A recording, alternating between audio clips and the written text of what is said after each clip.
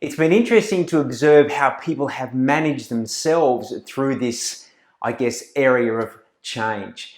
And I'm going to refer to a diagram here around the 7 stages of grief. And it's quite fascinating to see how the pattern is very similar, because it's not just about grief, which is probably letting go of the old and looking at ways to embrace the new, but it's also about managing change and the rapid pace of which things have changed and how quickly or how interestingly people have resisted the change that's gone along. So let's just look at that image and see if you can relate to some of this as we're talking. So what you can see with the 7 stages of grief, that initially there's that first bit of shock. Wow, this is new, I didn't expect it. 2020, I had these grand plans, but all of a sudden I'm going to have to change this. It was going to be my best year ever, and now look what showed up. Then the denial is, no, it's not happening, it's not going to affect me. I'm going to still continue on business as usual, push ahead, harden up, and all those other words that sort of come up at that particular stage, because it's really the bottled up frustration and anger that's going on inside. People aren't, clear on how to manage the situation. It's something they've never experienced before, particularly if they've only been in business a short while and haven't really traded through any external challenging times. Then through that anger, they're looking at ways to, bargain their way out. Well, maybe if you do this and I do that, and maybe we won't have to do that if we can do this. And they really, are looking again, desperation-wise for a different way out versus changing. Then finally they realize the inevitable is happening, and they accept that what they did have in mind through this time is going to have to change. And now they get a bit more logical, they look for realistic solutions, and once they accept that maybe the old way of doing things isn't the best way, maybe there is a better way moving forward, and we sort of accept the situation and maybe get excited about the new way of doing things. Where I'm coming from with this is I was talking to a business owner earlier this week, and he said, listen, I think we're going to get back to normal pretty soon. And I sort of reflected on that. I said, normal, is there going to be the old normal, or is there going to be the new normal?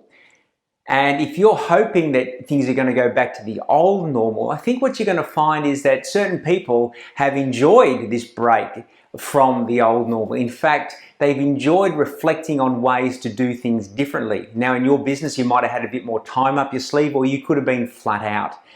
But what I'm really seeing is that people have communicated, connected, and done business differently in the last 8 to 10 weeks.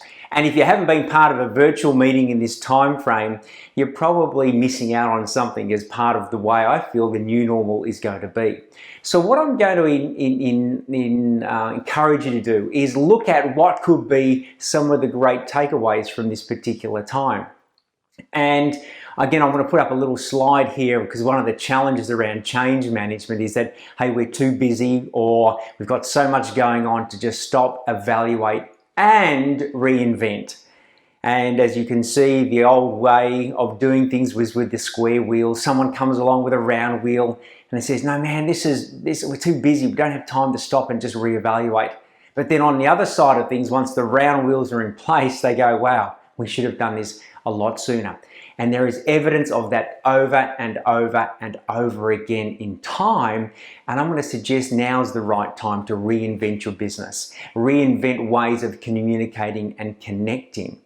And part of that's really looking at how to embrace technology and potentially the benefits that you've seen with virtual communication. That's just one aspect, yeah? But I've spoken to many business owners who've they've saved themselves 8, 10, 12 hours a week in driving around for client meetings, site meetings, team meetings, supplier meetings. And that's just a snapshot.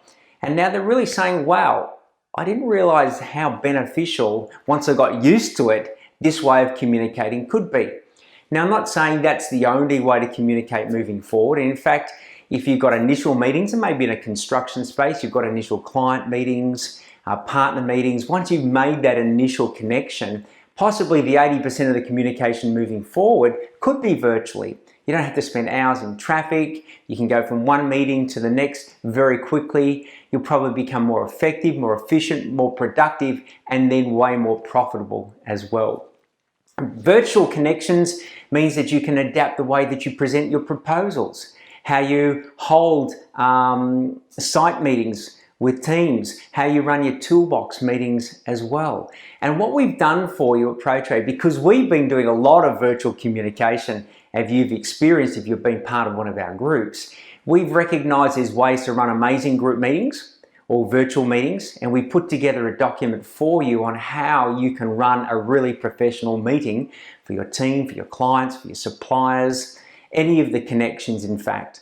And also a list of software and tech tools that you may want to explore in your business moving forward, from not just the video conferencing, but to survey tools, proposal tools, how to get documents signed, obviously that traditional job management software as well. How do you use video to market your business and connect with people? So if you're open to it, I'd be really excited about the new normal. The old normal is for the people who want to go back to the way things were. If you haven't used this time in 2020 to stop, even just for a few minutes, and say, there's surely got to be a better way to do business, then you're going to find other people are going to be way ahead in the communication and technology space. There's obviously no right or wrong, good or bad, but the new different is different, and it can be better than the other way. And at ProTrade, we're all about helping you find an even better way to run your business.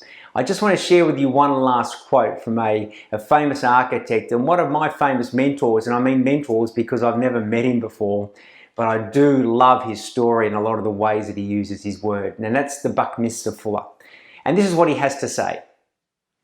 You never change things by fighting the existing reality. To change something, you need to build a new model that makes the existing model obsolete. So take that on. Enjoy the changes. Let go of the square wheels. Embrace the round wheels. And I trust you'll go back and say, wow, we could have done this 6, 12, 18 months ago. And look how much better a business we're running because of it. All the best.